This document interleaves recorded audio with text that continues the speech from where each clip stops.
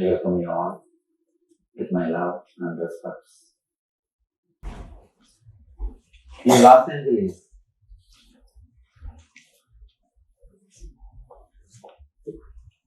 maybe 115 years ago, Vivekananda was asked by a young American lady, "What is life?" Vivekananda says, "Come with me, I'll teach you.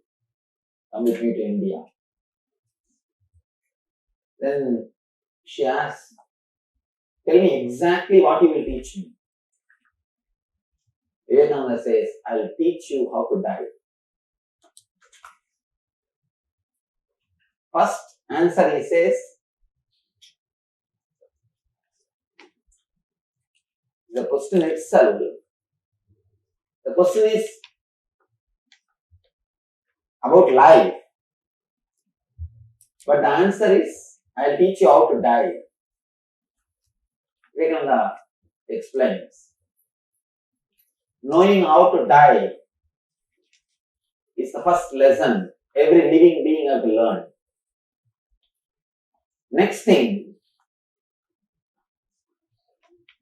if you know the secret of death, the very quality of your life will be different.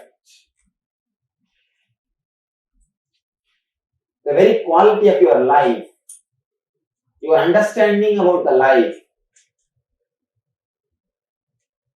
your thinking about the life, the whole thing will be transformed. Please do not think like death is one more incident in your life. Death is not one incident which happens in the end of your life. No. The concept of death continuously permeates your whole thinking, your whole consciousness, your whole being.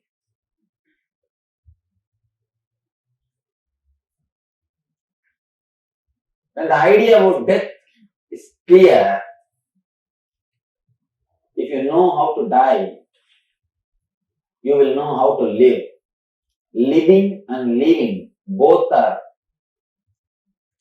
two sides of the same coin.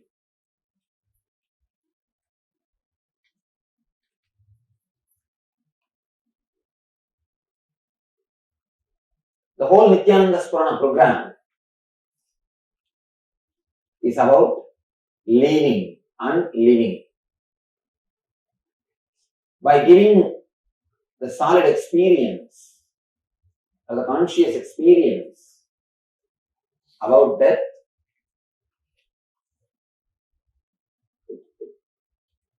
your consciousness will be transformed. Your idea about life will be transformed. Naturally, you will live a totally different life. Your life will be totally different.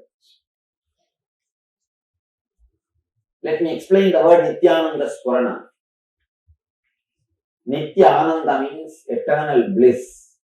Spurana means life, very core, flowering. The Spurana word can't be translated exactly by a single word. It is a concept. You can't use a single word to translate the Spurana in English. You can say Spurana means flowering, flowing, the very life itself, core itself.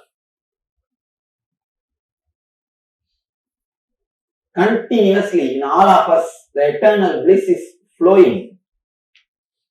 Continuously, the eternal bliss is happening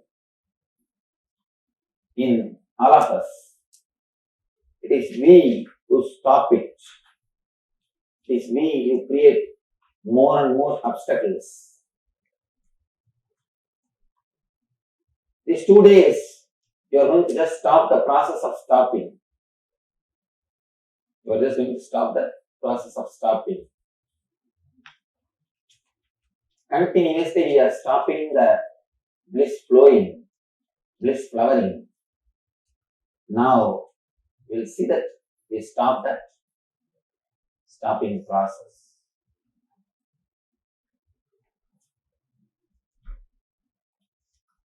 Before entering into the session, into the class, I want to take an oath.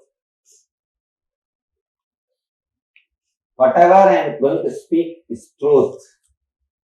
It's nothing but truth. You may be thinking, why should I take an oath? Usually, you don't listen to anybody. Please be very clear. We never listen. Even if you sit out of politeness, you do not allow the words to penetrate you and transform you. First thing, we may be sitting here and we will not. You can say, continuously you will be arguing with yourself. You will be arguing with whatever is expressed. If at all you manage to be a little relaxed, if at all you convince yourself to believe, even then you will not allow these words to penetrate you. You will just sit. The words will pass you. That's all. You never allow these words to penetrate you. Whenever somebody says something, if it suits with your understanding, your logic, you take those words. If it goes beyond your logic, you start suspecting. Maybe he's saying all these things for his own vested interests. We never believe anything. We never trust anything. We never allow any words to penetrate. Whenever you enter into a conversation, you always have a shield. You always have a shield. You protect yourself continuously. Even when you are sitting and talking with somebody, you don't listen. You are continuously preparing your answer. You let him talk so that he will let you talk. That's all. You let him talk so that he will let you talk. The conversation never happens in our life. He just speaks. When he speaks, you are preparing your reply. The moment he stops, you start. And never the conversation happens. It is just each one trying to, it's almost like a fight. You may not be loud. You may not be indecent, but internally it is always fight. We never listen. We forgot listening. We do not know how to listen. Here, I request you to listen. That's the reason I take the oath. I am taking the oath. Whatever I am speaking is truth. Sometimes you need to express the truth as it is. Please understand. Truth, when it is expressed as it is dangerous for your life. Because your life is vested on lies.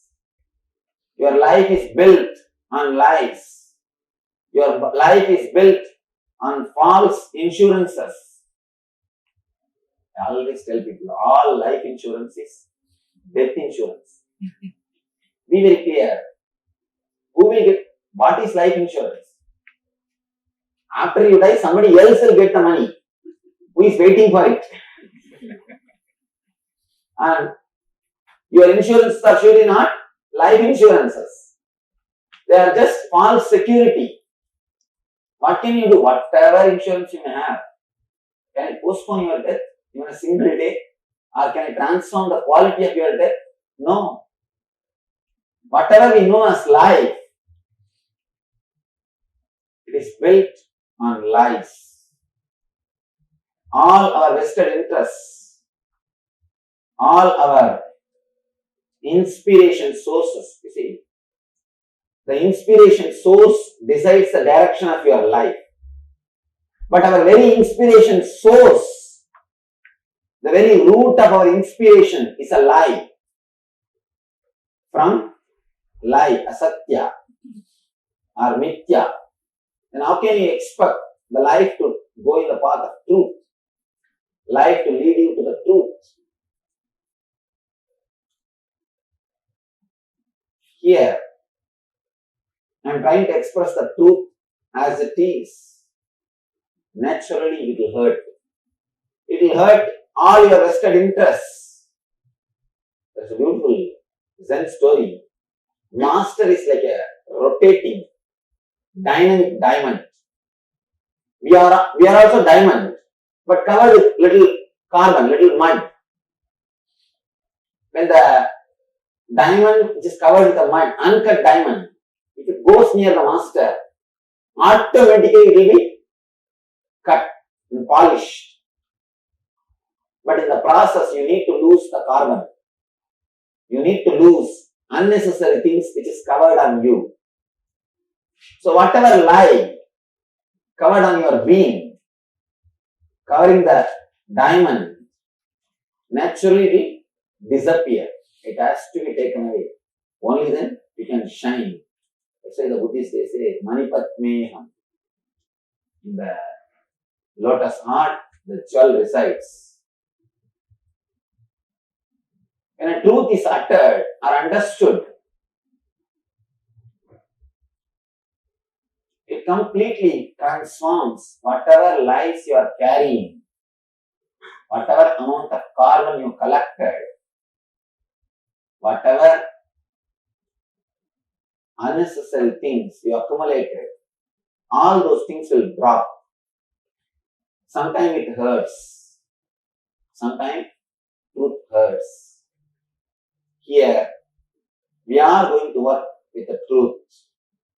We are going to inquire into the truth. That's a beautiful line, sutra, with which Brahma Sutra starts. Atato Brahma Jinyasa. Let us inquire into the truth. Let us inquire into the reality. Let us inquire into the Brahman. Brahman means truth, reality. Now, we have decided, let us inquire into the truth. It means what? We will have the courage to work with the truth. We will have the intensity to go behind it.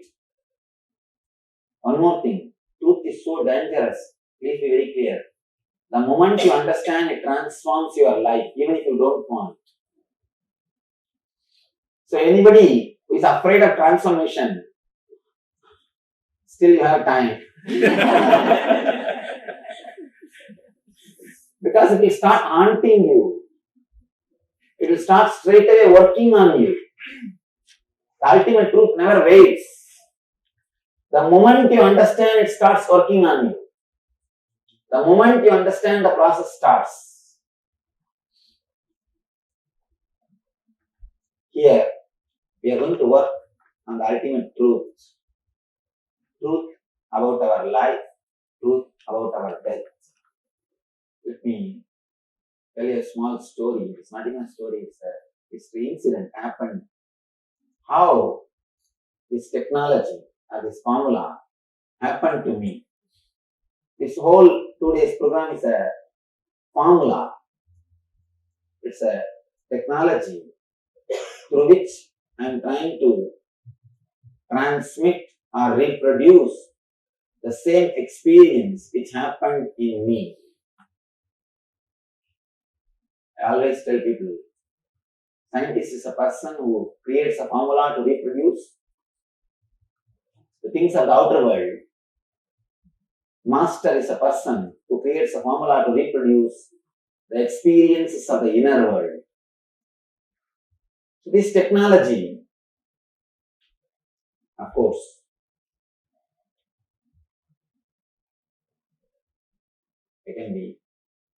I'm happy, I can be a little proud. This works, the technology works. At least 1 million people have took these meditations. At least 1 million people have experienced the transforming power of these meditation techniques. This technology to reproduce the same experience which happened in me. That's what I call Nithyananda Spurana. How this technology happened to me. How I designed. I was staying in Varanasi. Varanasi is a headquarters of Hinduism, practically. Every Hindu is expected to visit Varanasi at least once in his life. And every day floating population is 7 lakh, 700,000 people. Every day go inside the city and come out. 700,000 floating population. I was staying in Varanasi. There was an elderly monk, sannyasi, was sick. I was attending him. He was sick. I was taking care of him.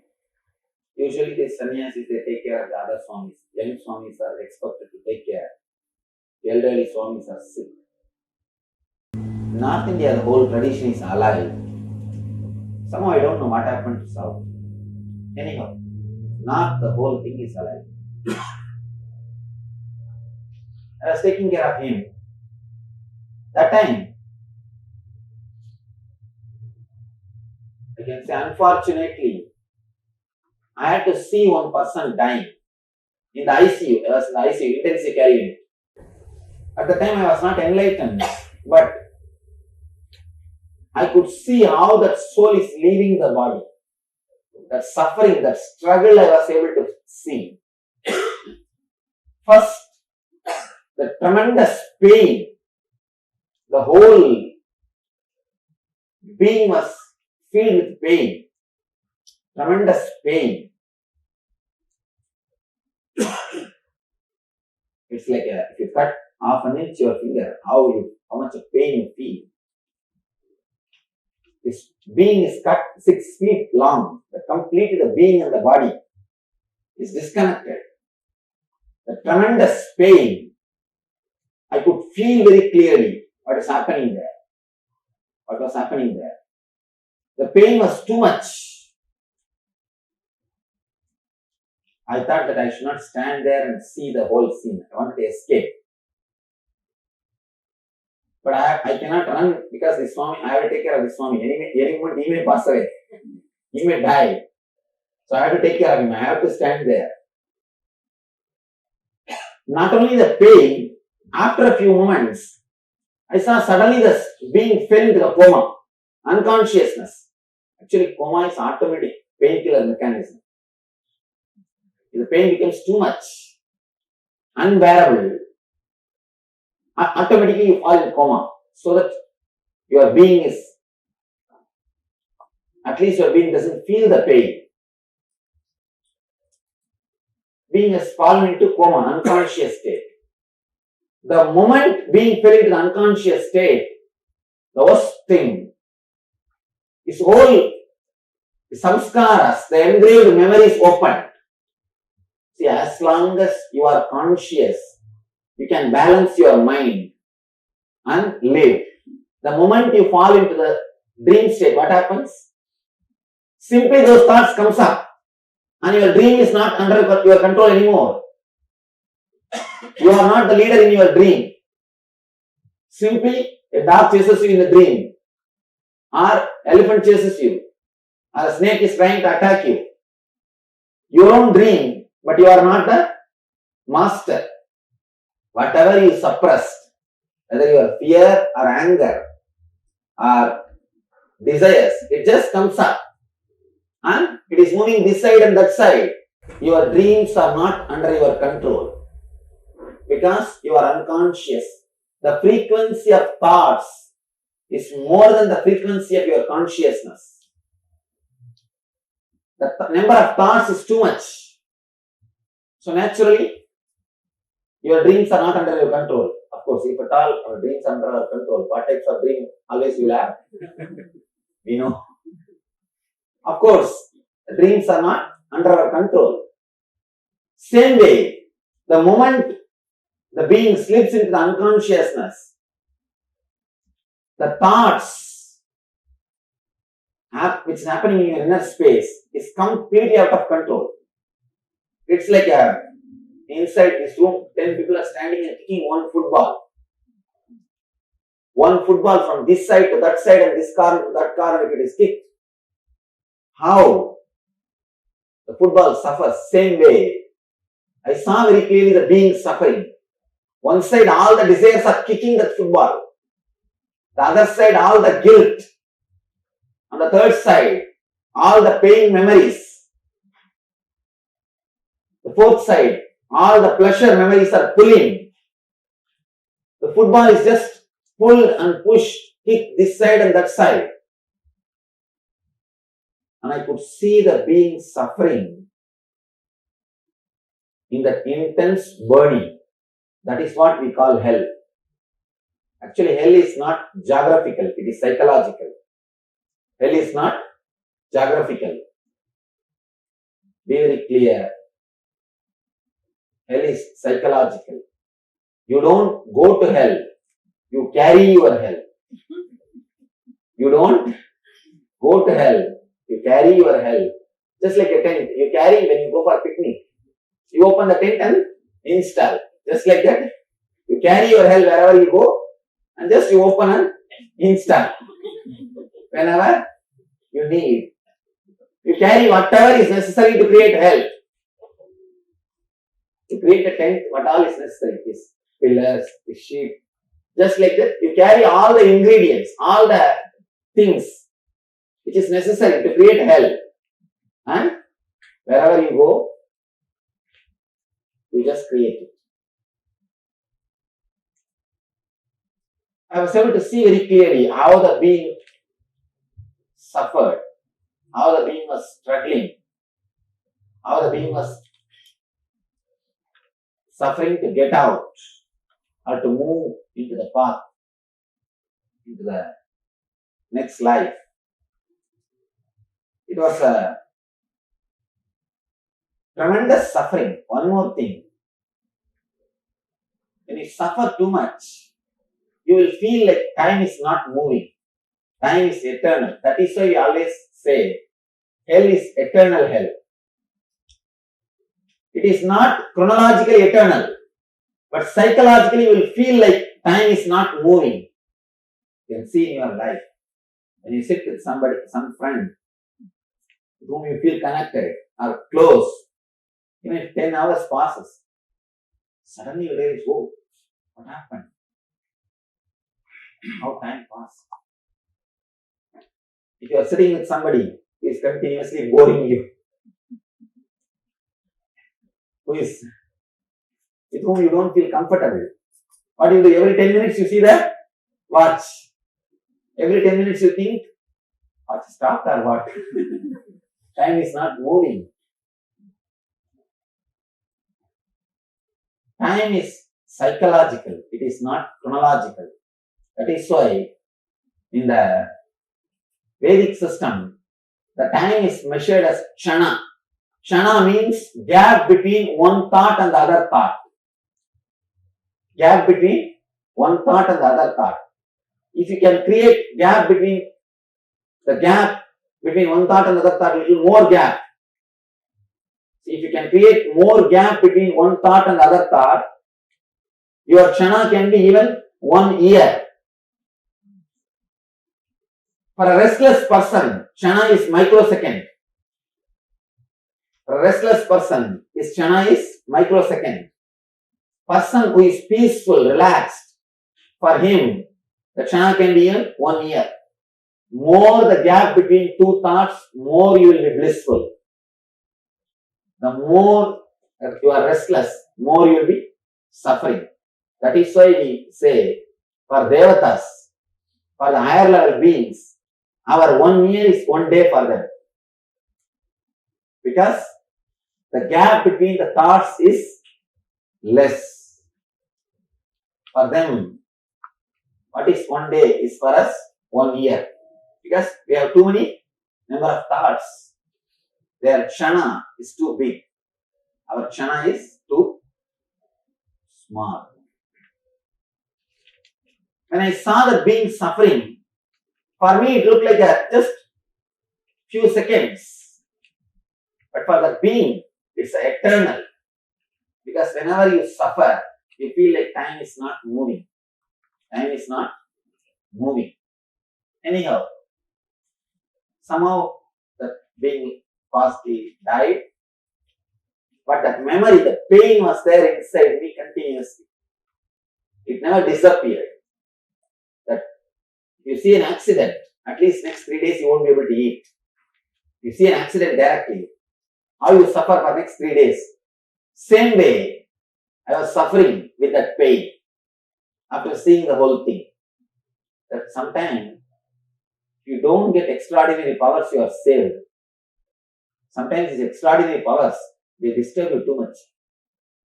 And you'll be able to see something, but you will not be able to help. You will not be able to do anything. Then naturally it is a suffering. It leads to suffering.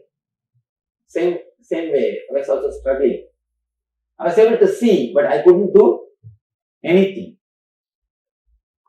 Anyhow, I left the Varanasi, but the Swami became alright. He did not die.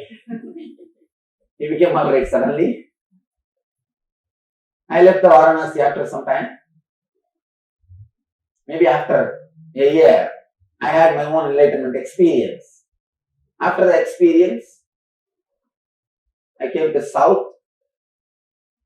After 2 years, again once more,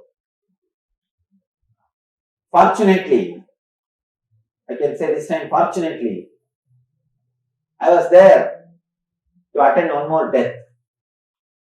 Again I was healing one of our devotees in ICU, intensive care unit. I saw one person dying in the intensive care unit. This time, the moment he started dying, slowly the pain started happening. Immediately I just wanted to escape from that place because of last time memory. I just do not want to stay there. I just don't want to see one more death and carry a little more pain. But after a few seconds, I was able to see very clearly. Instead of falling into unconsciousness, that soul fell into the superconsciousness. That being which was dying, instead of falling into unconsciousness, it fell into awareness. I was surprised. And just like how people ski in the snow, just like that the being started flowing from one layer to the other layer. It did not struggle. It did not suffer. It did not undergo any torture. It did not have any pain. It did not have any problem. Just smoothly, beautifully, the being flowed, being moved from one level to other level. I was surprised. And not only that, he just disappeared into the bliss, into the ecstasy. I was surprised.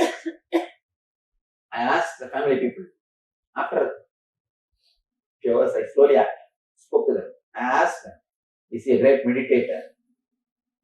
Is he an enlightened soul?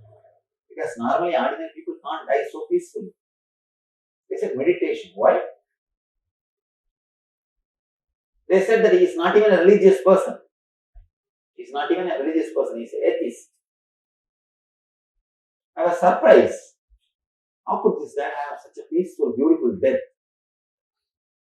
First thing, the other soul, first time when I saw the death, the soul was suffering and struggling. And this being, such a peaceful, beautiful death. How? Why? Why that soul has to struggle and the soul is so peaceful and blissful? For him, death is a blessing. So ecstatic. Why should this soul be so blissful? And why should that being suffer, struggle so much? I was just surprised. I was shocked. I started contemplating. I started thinking, how Why one soul should suffer, the other person, other being should peacefully pass away. After the contemplation or a deep meditation, the knowledge which descended on me, or knowledge which happened to me, or the technology which happened to me is this whole NSP. The Nithyananda Spurana is the knowledge or the formula which happened to me after the deep meditation of these two deaths. After the deep contemplation, this technology happened. The suffering is mainly caused by the samskaras, engraved memories, which takes over your being the moment you fall into unconsciousness. What happens in the dream state, the same thing happens in a wild way, in a much more intense way when you pass away. This technology will help you to remove the unnecessary samskaras which is engraved in your layers. You have 7 layers in you, 7 part of your being. Physical layer is the body which you are using now, and the pranic layer is all the prana flow of the prana. Prana is not exactly air. The word air cannot be the right word for prana. Prana is the energy which goes inside through air. Air is like a vehicle. Prana is the stuff which comes inside the vehicle. Prana is a parcel which is brought by the vehicle called air. Prana is a subtle air energy. Pranic body is the air circulation or the prana circulation which is happening inside you. The third, mental body. Mental body is the inner chattering which continuously happens in you. The fourth is etheric body. All your collected emotions is called etheric body. And fifth, causal body is the deep sleep. The deep sleep, what state you fall, that's called causal body. And cosmic body is all your joyful memories. The nirvanic body is your pure consciousness. 7 layers you have. In all these 7 layers, so many unnecessary engraved memories, samskaras are inscribed. Only these samskaras continuously create more and more and more trouble for you. They continuously create more and more misunderstanding. They continuously create more and more trouble. This technology will help you to get those engraved memories out, to make your inner space pure, to make your inner space clean. As of now, it's like your inner space is completely occupied with all your furnitures. You sleep outside the house. You put all the furnitures inside and you are sleeping outside. Now here, I am trying to remove few unnecessary furnitures so that you will have a place to sleep inside the house. This whole 2 days program is a technique or technology to remove the unnecessary engraved memories from your inner space, so that when you live, you can live blissfully. When you live, you can live peacefully. Person who doesn't have engrams or the samskaras, for him, death is liberation and celebration. Now I have given few concepts. I know for sure it's very difficult to digest whatever I spoke now. That's why it is so dry actually. It looks like dry. No other way. Sometimes truth is dry and straight. I uttered few words or few concepts, you can say. Now we will start analyzing this whole thing by your questions. Whatever doubt you have about these few concepts I explained, the few stories or concepts which I explained. You are welcome. See one thing, unless you question, you will not allow these ideas to go inside your being. Only when you question, when you interact, you will allow these ideas to penetrate your consciousness. Otherwise, you will not allow, you will not let these ideas enter into your being. Now we will analyze these concepts, these few ideas which I expressed through your questions, so that first we will internalize these understandings, these things. We will internalize these understandings, then we will be able to proceed further. Please understand, this 2 days program is completely experiential. Even if you miss single understanding, you will miss the whole thing. Don't miss even a single understanding. Even if you miss one understanding, even if you miss one concept, you will miss the whole thing. Please understand. If you don't understand, at least question, so that every one of you will be clear about the whole thing. Then you will be able to move to the next level. It's an intense program. Unless you are clear about every concept, it will be very difficult to work. It will be very difficult to go further.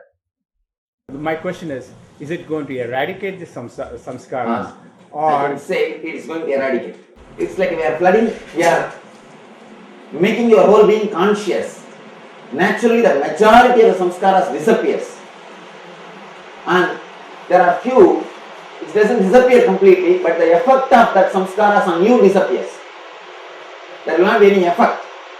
Thank you. It becomes just dead leaf. Samskaras and vasanas the same one? Yes, samskaras and vasanas are all the same. So what life we have been leading before, if we follow exactly what you are telling, the results will be like what you are saying. Naturally. How you live is not the thing. How you are going to live is the thing. What do you do to test the quality of other spirits that are around you at your time of death? At your time of death. Yes. You don't have to bother about other qualities, other people, other spirits' quality. Your spirit, if it is blissful, that's enough. You don't have to bother about other spirits. And that's not under your control also. So nothing can be done. Swami, the Vedas talk about Panchakosha. Of course, the same thing. Panchakosha and 7 layers is one and the same. 100 by 5 is Panchakosha, 100 by 7 is 7 layers, that's all. Same 100, 100 by 5, 100 by 7. In this way, I am able to work in a deep way, the detailed way. Helping people is very easy when it's made into 7. In that you meet people every single day, and you never know what they have done in the past, what kind of karma they have. In order not to have any negative energy from them, how can I liberate myself from their negative energy? Your positive energy should be so solid. Your positive energy should impress them, influence them, instead of their negative energy influencing you. Create a positive, solid energy in you. Naturally, you will inspire and impress them, instead of inspired or impressed by them. When the doctor says the patient is dead, which first layer. Just when the doctor says only first layer, immediately the doctor is declared clinically dead. And chronic. No. By the time the physical body is dead, doctors declare person is dead. And you will be surprised, even after 3 months, nails will grow. Do you know about it? Nails and hair will continue to grow for 3 months. I have heard different stories, and I'm sure most of us have heard that people have near-death experience. They died and then they come back, and after 1 day or so they are getting back to living. What happens in this process? There's a website. Any of you heard about the website NDE? There's a website. One doctor did a 30 years long research on that NDE, near-death experience. After meeting 10,000 people who have near-death experience in so many countries, he went around all over the world just to meet these NDE people who are declared medically dead, came back after a few hours. I myself seen an old lady. Of course, in India, every village will have one story like this. In India, every village will have one story. My grandmother was like that. My neighbor was like that. Just like these stories. And after seeing more than 10,000 people who had near-death experience, NDE, he collected all their experiences. Then he says beautifully, when people are living, they live according to Bible, or according to Quran, or according to Gita, or according to some scripture, Dhammapada. But when they die, all of them die in the same trend, which is described in Upanishad, Katha Upanishad. He beautifully describes, after collecting so many death experiences, he says, only when we are living, we all belong to different religion. When we die, all of us are Vedantis. We die in the same way, which is described in Katha Upanishad. And he says that there is a light, the tunnel, through which we travel. Between, when we travel, on the way, we are attacked by our desires, by our guilt. Desire means, I should live like this. Guilt means, I should have lived like that. The desire and guilt, they are attacked by all these our emotions. He describes very clearly how the Katha Upanishad or our Vedanta describes the death. Same way it describes. In the near-death experience, people travel up to the 5th layer. And the 5th layer is the gate to go inside. You see, till 5th layer, you will be always, the pressure will be come back. After the 5th layer, the pressure will be going in. But till 5th layer, there is a possibility of coming back.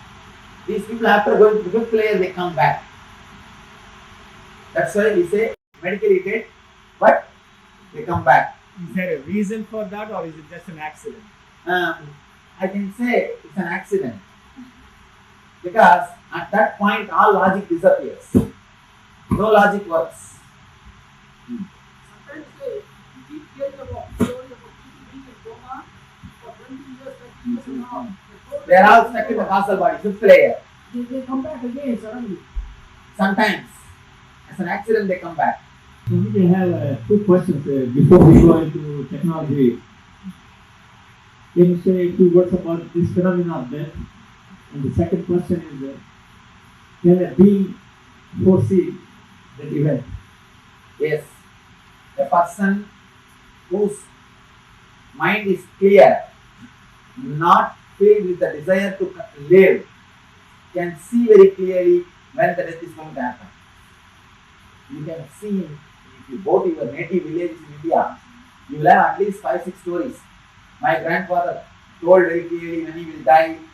My grandmother told very clearly when she will die. The predictions.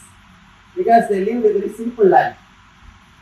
They are not hanging, or they are not completely caught with the life. So if you are relaxed with your life, naturally you will be able to predict your death. Number 2 is, does one have to be very able to be able to attend this program? What about very old people? Can they attend this program? One thing about ghosts, you ask. Ghosts, people are supposed to, who decide to live 100 years and come down, take the body. If they die due to accident or suicide, for example 60, when they die when they are 60, next 40 years they will not have next body. So they hang in the spirit level, the ghost level. That's what is the ghost. Next thing, one should be able to attend this program. A little bit of physical fitness is necessary, because it's an intense program. The whole day practically you will be sitting and meditating. you'll be doing different techniques. So a little bit of physical ability is necessary. You don't have to be, what to say, like a Pailwan, but a little bit of basic health is Swamiji, at the end of the program, how do we know that our samskaras are we will see in your understanding in your inner space. You can see now how you feel. Yes. And after that, by tomorrow evening, you can see how you feel inside.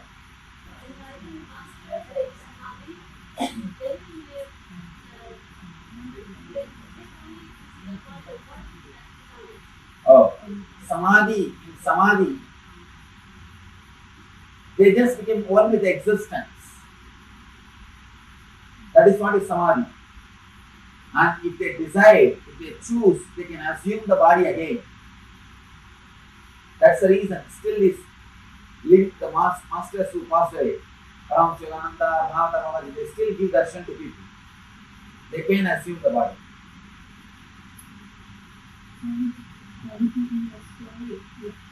You said that you watched a scene to yourself and you had to stay too. No. But I was not saying no. I was attending a monk, but the monk did not die. Another one person was died. Oh, The monk came all right.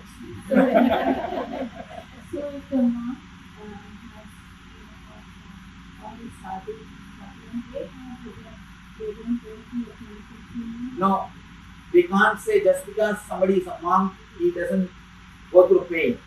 If he has achieved a conscious experience and he is living, only then he passes away peacefully. Otherwise, he also has to suffer. See, there is no such thing as a sannyasi or householder.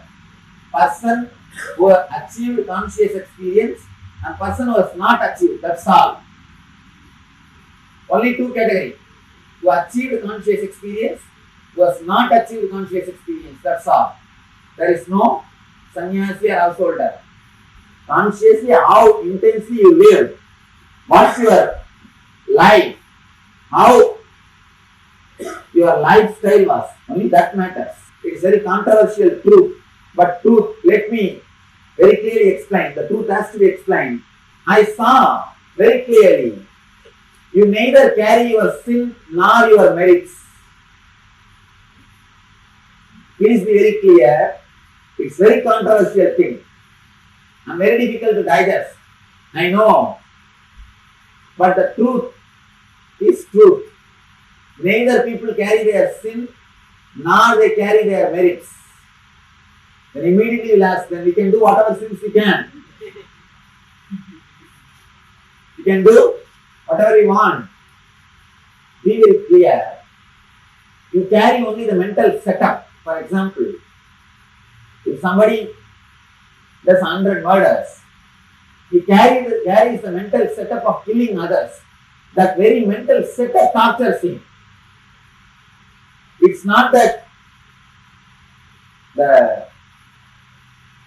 number 100 murders he did, the number is not carried, but the mental setup is carried with him. The mental setup only continuously tortures him. Here, I saw very clearly, consciously, neither a person carries his sins or merits. Please be very clear, your sin or merit is just social. It is not experiential. One more thing, to tell you honestly, people don't do sin acts and go to hell. They do sinful things because they are in hell. You will not do a mistake if you are completely blissful within yourself.